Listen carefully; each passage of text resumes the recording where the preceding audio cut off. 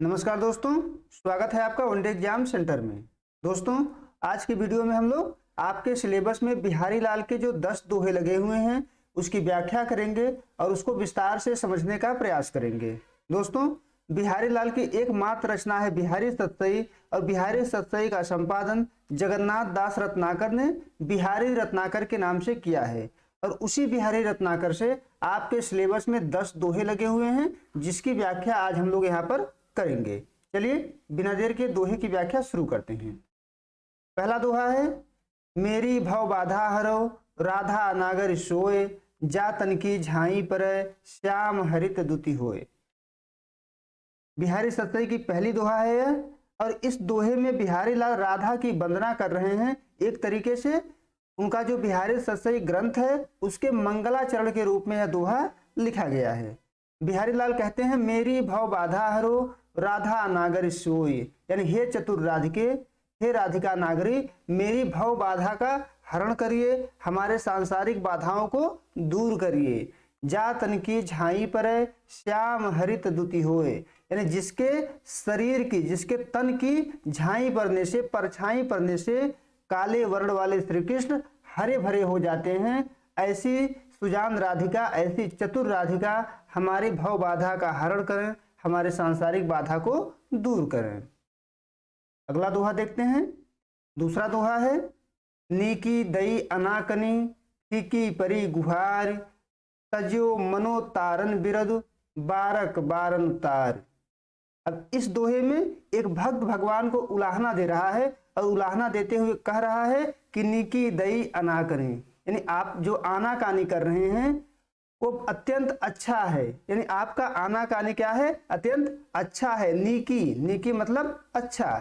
फीकी परी गुहार, और मैं आपका पुकार लगा रहा हूं, बार बार आपको बुला रहा हूं, लेकिन हमारा पुकार अत्यंत फीका पड़ गया है, हमारा गुहार अत्यंत फीका पड़ गया है। ऐसा लगता है कि तजो मनो तारन बिरद, आप भक्तों को तारने का यश छोड़ दिए हैं, आप भक्तों को मुक्ति प्रदान करना छोड़ दिए हैं। बारक बारन तार, यानी जब से एक बार, बारक का मतलब एक बार और बारन का मतलब होता है हाथी, यानी जब से आपने एक बार हाथी का उद्धार किया है, हाथी को तारा है, ऐसा लगता है तब से तजो मनो तारन विरद, आप भक्तों का उद्धार करना छोड़ दिए हैं, भक्तों को मुक्ति प्रदान करने का यश आपने त्याग दिया है और आप हमारे पुकार को आनाकानी कर रहे हैं, हमारा पुकार अत्यंत फीका पड़ गया है। आगे बढ़ते हैं। तीसरा दोहा है, जम करि मुख तरहरि परियो, यह धरहरि चितलाए, विषय तृषा परिहरि अजो, नरहरि के गुण गाए। अब यहाँ पर कभी मृत्यु के निकट पहुंचने पर अपने मन को ईश्वर की भक्ति में लगाने का प्रयास कर रहा है, यानी अपने मन को यह परामर्श दे रहा है कि ईश्वर की भक्ति करो, ईश्वर का भजन करो। कभी कहता है कि जम कर मुख तरहरि परियो, जम कर मुख तरहरि परियो, यह धरहरि चितलाए। अपने मन से कहता है कि हे मन, तुम यह अत्यंत दृढ़ता पूर्वक चित्त में धारण कर लो, यह धरहरि चितलाए। कि जम कर, जम कहते हैं यमराज को, करि का अर्थ होता है हाथी, यानी तुम जम करि मुख तरहरि परियो, जमराज रूपी हाथी के मुख के नीचे पड़े हुए हो, यानी काल तुम्हारे सर पर बैठा हुआ है, मृत्यु तुम्हें कभी भी आ सकती है, यह बात तुम निश्चय पूर्वक धारण कर लो। विषय तृषा परिहर्य जो, यानी काम वासना को तुम आज ही त्याग दो। परिहर का मतलब होता है त्याग दो, विषय तृषा का मतलब काम वासना, काम वासना को तुम आज ही त्याग दो। नरहर के गुण गाए, और अपने आप को ईश्वर के भक्ति में लगा दो, तुम ईश्वर का गुणगान करो, यानी मृत्यु तुम्हारे निकट खड़ा है, काल तुम्हारे सर पर बैठा हुआ है, यह बात तुम अपने चित्र में धारण कर लो और विषय वासना को त्याग कर ईश्वर के शरण में चले जाओ, ईश्वर का गुणगान करो। आगे बढ़ते हैं। चौथा दोहा है, औरे ई गुण रीझते बिसराई वह बान, तुम्हू कान्ह मनो भय आज काल के दान। यहाँ पर श्री कृष्ण को उलाहना दिया जा रहा है और आजकल के दानियों से उनका तुलना किया जा रहा है। बिहारी कहते हैं कि थोड़े ही गुण रीझते, यानी श्री कृष्ण कह रहे हैं कि आप पहले तो थोड़े ही गुणों से प्रसन्न हो जाते थे, थोड़े ही वंदना से खुश हो जाते थे, लेकिन आपने क्या कर दिया, बिसराई वह बानी, यानी आपने उस आदत को छोड़ दिया। अब थोड़े गुणों पर आप प्रसन्न नहीं होते हैं, आप थोड़े गुणों पर प्रसन्न होना छोड़ दिए हैं। तुमहु कान मनोभय आज काल के दान, ऐसा लगता है कि हे श्री कृष्ण आप आजकल के दानियों के समान हो गए हैं। यानी आजकल का जो धनिक व्यक्ति है वह धनवान होते हुए अत्यंत कंजूस है, वह बहुत कुछ दान कर सकता है लेकिन बहुत कुछ दान नहीं करता है। उसी प्रकार आप भी हो गए हैं, आप भी उसी प्रकार कंजूस हो गए हैं। यानी आप जो पहले थोड़े ही गुणों से प्रसन्न हो जाते थे, खुश हो जाते थे, उस आदत को आपने छोड़ दिया है, यानी भक्तों पर कृपा करना आपने छोड़ दिया है। आगे बढ़ते हैं, 5वां दोहा है, या अनुरागी चित्त की गति समुझे नहीं कोय, ज्यों ज्यों बूढ़े श्याम रंग त्यों त्यों उज्जवल होए।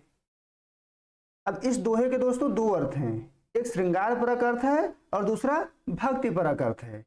पहले हम यहाँ पर भक्ति परक अर्थ देखेंगे, फिर श्रृंगार परक अर्थ देखेंगे। या अनुरागी चित्त की गति समुझे नहीं कोय, एक भक्त कहता है कि इस अनुरागी चित्त की गति कोई नहीं समझ सकता है, किसी को समझ में नहीं आता है। ज्यों ज्यों बूढ़े श्याम रंग, जैसे जैसे यह श्री कृष्ण के रंग में डूबता है, जैसे जैसे यह श्री कृष्ण के भक्ति में डूबता है, त्यों त्यों उज्जवल होए, यानी वैसे वैसे वह अत्यंत निर्मल होता जाता है, वह पवित्र होता जाता है। यह इसका भक्ति परक अर्थ हो गया। दूसरा जो अर्थ इसका है वो श्रृंगार परक है, यानी इसमें एक सखी दूसरे सखी से कह रही है कि या अनुरागी चित्त की गति समुझे नहीं कोई, हे सखी इस अनुरागी चित्त का गति कोई समझ नहीं पा रहा है, किसी को समझ में नहीं आ रहा है। ज्यों ज्यों डूबे श्याम रंग, जैसे जैसे यह श्री कृष्ण के प्रेम में डूबता जा रहा है, जैसे जैसे हमारा मन हमारा चित्त श्री कृष्ण के प्रेम में डूबता जा रहा है, वह ऐसे वैसे और अधिक प्रेम मग्न होता जा रहा है और अधिक प्रेम में वह डूबता जा रहा है। आगे बढ़ते हैं, 6ठा दोहा है, यह जग कांचो कांच सो मैं समुझेउ निर्धार, प्रतिबिंबित लखिए जहां एक रूप अपार। अब यहां पर दोस्तों अद्वैत वेदांत का व्याख्या किया गया है और ईश्वर और जीवात्मा को एक माना गया है। बिहारी लाल कह रहे हैं कि यह जग कांचो कांच सो, यानी यह जो संसार है, यह जो जगत है वह कच्चे कांच के समान है, यानी क्षणभंगुर है। मैं समझो निर्धार, इसका कोई आधार नहीं है, निराधार है, क्षणभंगुर है यानी नश्वर है। यानी यह जो जगत है वह कच्चे कांच के समान नश्वर और क्षणभंगुर है। प्रतिबिंबित लखिए जहां एक रूप अपार, यानी इस संसार में एक ही रूप के प्रतिबिंबों का दर्शन होता है, यानी जो मनुष्य है, जो जीवात्मा है, वो एक ही अपार रूप यानी ईश्वर के रूप के प्रतिबिंब हैं, ईश्वर का ही यहाँ पर दर्शन होता है। कहने का आशय है कि जो आत्मा है वह परमात्मा से ही बना हुआ है और सभी व्यक्तियों में परमात्मा का ही रूप दिखाई देता है। आगे बढ़ते हैं, 7वां दोहा है, मोहन मूरति श्याम की अति अद्भुत गति जोए, बसत सुचित अंतर तऊ प्रतिबिंबित जग होए। कभी भगवान को साक्षात्कार कर उसके विराट रूप का आभास प्राप्त कर लिया है, अतः उसकी अनुभूति क्या हो गई है, तन्मयाकार हो गई है। उसी का वर्णन इस दोहे में किया गया है। मोहन मूर्ति श्याम की, यानी मोहन की, श्री कृष्ण की जो श्याम वर्ण की मोहनी मूर्ति है, अति अद्भुत गति जो है, उसकी गति जो है अत्यंत विचित्र है, अद्भुत है। बसति सुचित अंतरतऊ, यानी जब वह हमारे हृदय में बसता है, बसति सुचित अंतरतऊ प्रतिबिंबित जग होए, तब उसमें पूरा का पूरा जगत प्रतिबिंबित होता है, पूरा का पूरा जगत तन्मयाकार हो जाता है। ऐसा लगता है कि हमारे हृदय के भीतर पूरा का पूरा जग बस गया है। यानी जब श्री कृष्ण की मोहनी मूर्ति हमारे हृदय में बसती है तो पूरा जगत उसमें प्रतिबिंबित होने लगता है, पूरा जगत उसमें दिखाई देने लगता है। आगे बढ़ते हैं, 8वां दोहा है, तज तीरथ हरि राधिका तनु दुति करी अनुराग, जिह ब्रज केली निकुंज मग पग पग होत प्रयाग। यहाँ ब्रजभूमि के महत्व की व्याख्या किया गया है और उसे तीर्थराज प्रयाग के समान बताया गया है। कभी कहता है कि तज तीरथ हरि राधिका, यानी तीर्थों को भ्रमण करना त्याग दो। जो तीर्थों का भ्रमण किया जा रहा है उसको त्याग करके क्या करें, हरि राधिका तनु दुति करि अनुराग, यानी हरि का मतलब है श्री कृष्ण और राधिका का मतलब है यहाँ पर राधा, यानी श्री कृष्ण और राधा के चरणों में अनुराग करें, श्री कृष्ण और राधा के चरणों में प्रेम करें। जिहि ब्रज केली निकुंज मग, जिन्होंने ब्रज के निकुंजों में क्या किया है, भ्रमण किया है, केल किया है। और अगर हम ऐसा करते हैं, राधा और श्री कृष्ण के चरणों में प्रेम करते हैं, उनकी भक्ति करते हैं, तो पग पग होत प्रयाग, यानी ब्रजभूमि का जो पग पग भूमि है और तीर्थराज प्रयाग से भी अधिक पुण्यदायी हो जाएगा, तीर्थराज प्रयाग से भी अधिक फल हमें यहाँ पर प्राप्त होगा। आगे बढ़ते हैं। 9वां दोहा है, चीर जीव जोरी जुरे क्यों न स्नेह गंभीर, को घटिए वृख भानुजा वे हलधर के वीर। यहाँ राधा और श्री कृष्ण के जोड़ी की उपयुक्तता सिद्ध की गई है और कवि कह रहा है कि चीर जीवन, यानी यह जोड़ी क्या हो, चिरंजीवी हो, दीर्घजीवी हो, लंबे समय तक बना रहे। क्यों न स्नेह गंभीर, इन दोनों के बीच स्नेह क्यों न उत्पन्न हो, स्नेह में गंभीरता क्यों न हो, यानी अच्छा खासा प्रेम क्यों न हो। को घट, कोई किसी से कम नहीं है। को घट ए वृख भानुजा वे हलधर के वीर, यानी राधा और कृष्ण कोई किसी से कम नहीं है।